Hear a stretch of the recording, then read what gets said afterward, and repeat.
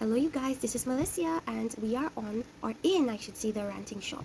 Today, I want to have a quick discussion about something that is not relating to reality TV, so to speak. However, the individual is from reality TV. I want to talk a bit about Hazel E. If anyone has ever watched Love and Hip Hop LA, especially when that particular series came out, you know Hazel E. In fact, she credits herself as the one who initially brought the whole cast of the LA series together. But that's besides the point. We're talking about a recent scare that she had when she went abroad in some country. I'm gonna say it was Turkey to do this mommy makeover, right? And she's somewhat in the public eye because if you see her anywhere, you will recognize her from Love and Hip Hop. So she is somewhat in the spotlight, and I suppose she feels societal pressures to look a certain way, and she is in media. In fact, she said she used to work in media as a PR for a lot of like popular people, so she understands, I suppose, how superficial the media industry is and how conformative they are in regards to their idea or perfection, or understanding, I should say, of perfection of the human body.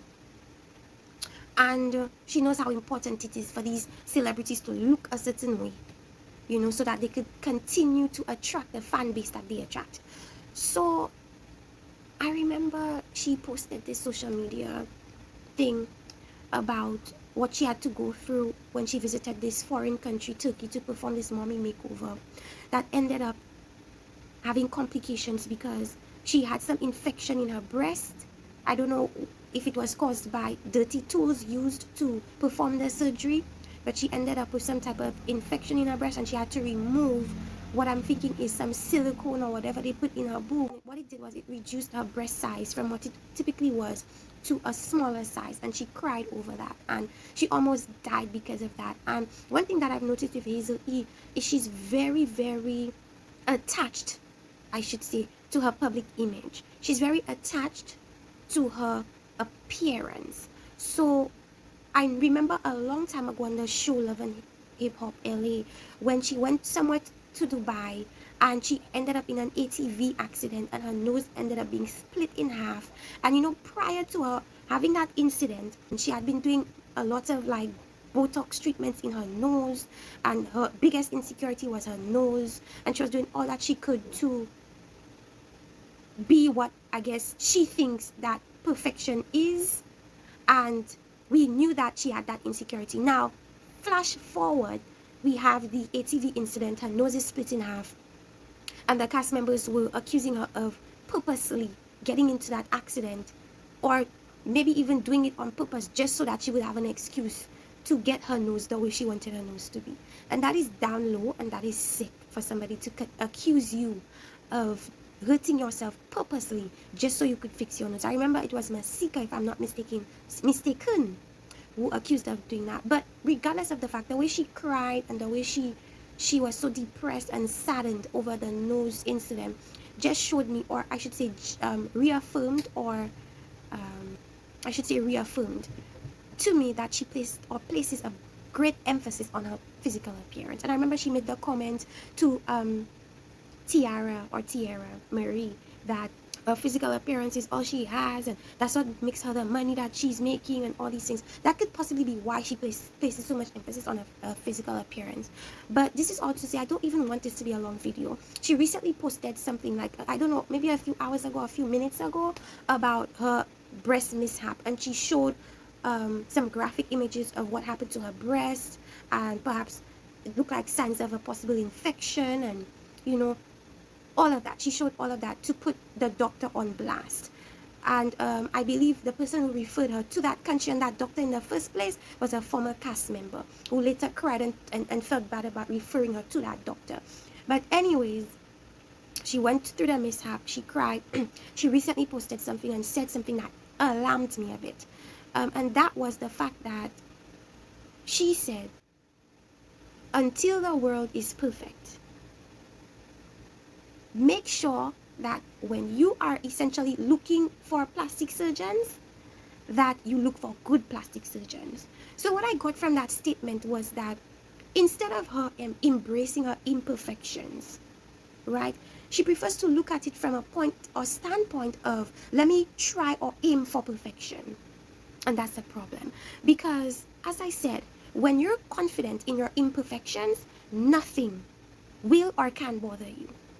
When you come to a point when you are comfortable with your imperfections, nothing externally can bother you or take you to a point where you have to go and perform risky surgery that could potentially kill you just to conform to external bodies. But when you look at it from a point of view of, let me search and run and chase perfection, you will never be happy. Because no one is perfect. And she's aware that the world is not perfect. And her thing is, let me make it perfect by making myself as close to perfection as I think I can be. And I think that is such a toxic mindset. Because if you're approaching life from that standpoint, external bodies, external forces will literally be molding you and molding your body into what they believe is ideal. At that point, who has the control? You or those external forces? Imagine people or things or concepts or ideals having control over you and your body. That is powerful. That is saddening. That requires you to look at yourself introspectively and try to figure out, why is it that I'm not comfortable with my body as it is? Why is it that I'm letting external forces dictate how I look at the cost of my life? At the cost of my child potentially not having a mother? I'm willing to go to that extent for forces that are beyond me. That is crazy. That is toxic. But that is the current state of affairs in the media.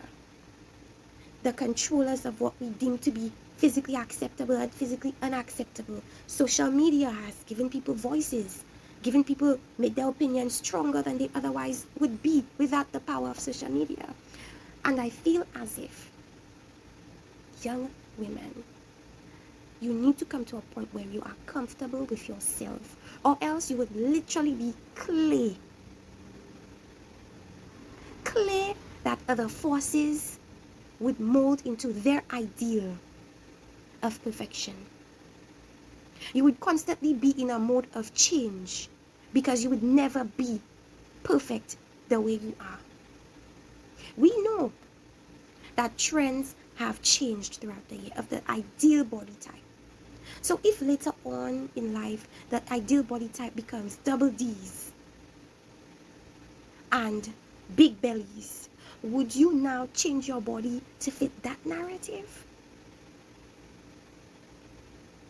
Because society says that is the new body standard?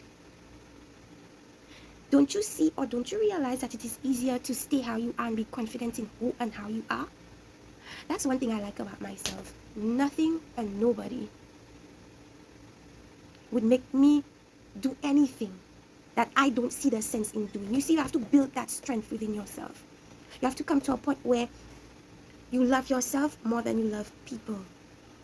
And I believe that when you come to that point, you realize that no matter what people say, it will just wash over your shoulders and you won't care, because that's how they think, that's not how you think.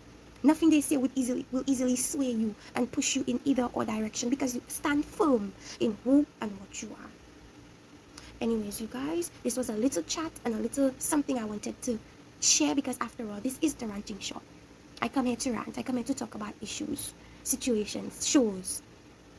So if you agree with what I'm saying, please like and subscribe. If possible, I would add a couple clips of, the breast and, whatever the case is and what she said. And let me know what your interpretation of what she said was. So thank you guys. Be sure to like and subscribe if you agree with my mode of thinking. If you don't agree, that's quite okay as well. And see you next time. Bye-bye.